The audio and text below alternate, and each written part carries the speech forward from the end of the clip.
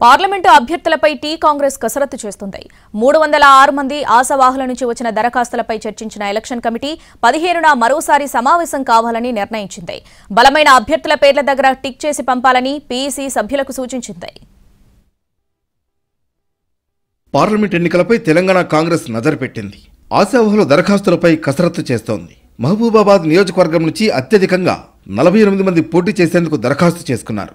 వరంగల్ 42, పెద్దపల్లి 29, భువనగిరి 28, నాగర్ కర్నూలు 26, ఆదిలాబాద్ నుంచి 22 మంది అప్లికేషన్ పెట్టారు. తక్కువగా మహబూబ్ నగర్ నుంచి 4 దరఖాస్తులు వచ్చాయి. జహీరాబాద్ నుంచి 6, నిజామాబాద్ నుంచి 9 మంది పార్లమెంట్ ఎన్నికల బరిలో నిలిచేందుకు ఆసక్తి కనబరిచారు. హైదరాబాద్ గాంధీ భవన్లో పార్లమెంట్ ఎలక్షన్ కమిటీ భేటీ జరిగింది.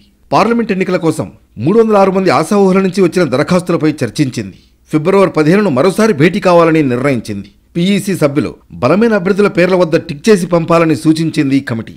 ఇవాళ మధ్యాహ్నం 3 గంటల వరకు టిక్ చేసిన జాబితాని గాంధీ భవన్లో అందించాలని ఆదేశించారు.